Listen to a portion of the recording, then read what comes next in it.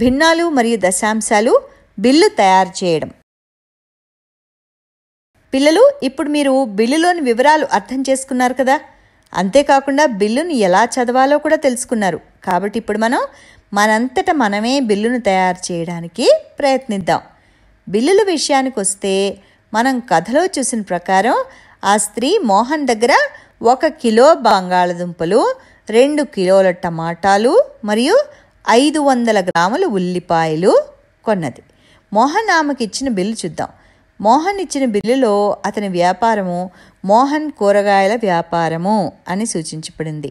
Address కూడా ముద్రించబడింది, కొత్త బజారు, హోషియార్పూర్.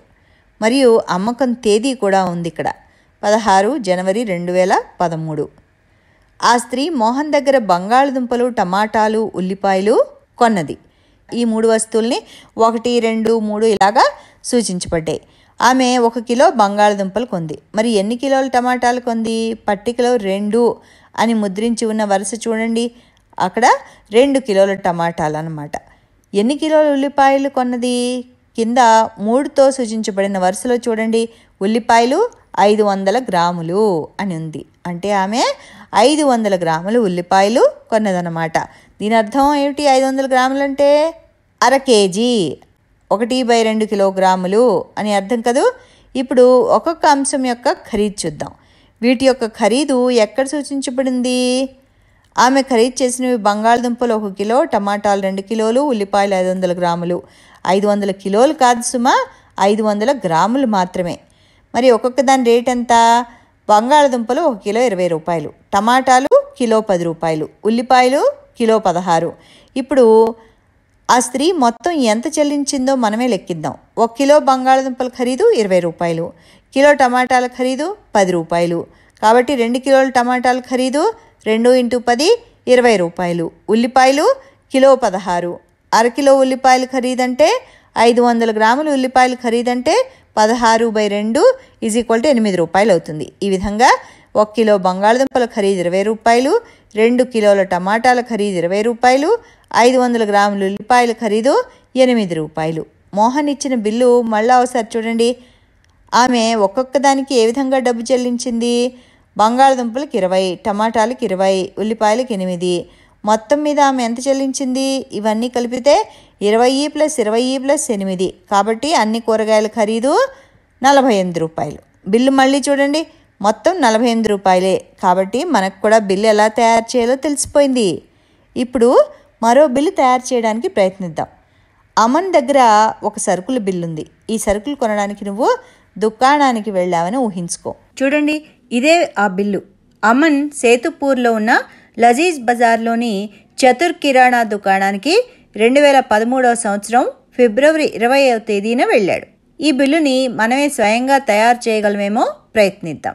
దీనివల్ల మనకి ఈ సరుకులన్నీ కొనాలంటే ఎంత డబ్బు అవసరమో తెలుసుకోవచ్చు. మొదటగా సరుకుల వివరము అనే శీర్షికతో అమన్ కొన్న సరుకుల జాబితా ఉంది. బంగాళదుంపలు, వంట నూనె, బియ్యము, 100 గ్రాముల పేస్టు. ఈ సరుకులన్నీ కలిసిపోకుండా వాటికి ఒక క్రమ సంఖ్య కూడా ఇవ్వబడింది. మనకి అన్ని సరుకులు తీసుకున్నామా లేదా అన్న బాధ ఉండదు. ఉదాహరణకి జాబితాలో 7 వస్తువులు ఉండి మన సంచిలో 6 వస్తువులే ఉంటే మనం ఆ దుకాణంలో ఒక వస్తువు మర్చిపోయినట్టు అర్థం. ఇప్పుడు మనకి అవసరమైన వస్తువుల జాబితా తయారు చేయాలి కాబట్టి ఈ సరుకులన్నీ బిల్లులోలాగా ఒక కాగితంపై రాయాలి. ఇప్పుడు బిల్లు చూడండి, ప్రతి వస్తువు యొక్క పరిమాణం ఉంది. బంగాళదుంపలు 5 కిలోగ్రాములు, వంట నూనె 1.5 లీటర్లు, బియ్యం 5 కిలోగ్రాములు, టూత్పేస్ట్ 100 గ్రాముల ట్యూబు 1. మనం ఒక వస్తువు రాసేటప్పుడు సరైన ప్రమాణం తప్పకుండా రాయాలి. ఉదాహరణకి మనం 10 లీటర్ల బియ్యం కొనలేము. అదేవిధంగా 3 పంచదారలు, కిలో నూనె ఇలా కుదరదు కదా. కనుక బిల్లులో వస్తువుల వివరాలు సరిగ్గా రాయాలి. ఇక బిల్లులో తర్వాత ఏంటి? వస్తువుల ధరలు. నూనెను లీటర్లలో కొలుస్తారు కాబట్టి 1 లీటర్ నూనె ధర. బియ్యాన్ని కిలోగ్రాముల్లో కొలుస్తారు కాబట్టి 1 కిలోగ్రామ్ బియ్యం ధర. 100 గ్రాముల టూత్పేస్ట్ ట్యూబ్ ధర మొదలైనవి. ఒక్కొక్క వస్తువు పరిమాణము కూడా ఇక్కడ ఇవ్వబడింది. బంగాళదుంపలు కిలో 10 రూపాయలు, వంట నూనె 1 లీటర్ 90 రూపాయలు, బియ్యం ధర కిలో 30 రూపాయలు, పేస్టు 100 గ్రాముల ట్యూబ్ 1 35 రూపాయలు. మన బిల్లులో ఈ ధరలు రాద్దాం. మన ధరలు మార్కెట్ ధరలకు చాలా దగ్గరగా ఉన్నాయి. అప్పుడు షాపుకు వెళ్లే ముందు మనం ఎంత డబ్బు తీసుకెళ్లాలో తెలుస్తుంది. ఇప్పుడు మనం వస్తువుల ధరలను లెక్కిద్దాం. 5 కిలోల బంగాళదుంపలు, ఒక్కొక్క కిలో 10 రూపాయలు. 5 కిలోలు ఇంటూ 10 అంటే 50 రూపాయలు. 5 కిలోల బియ్యం ధర అంటే 5 ఇంటూ 30 అంటే 150 రూపాయలు.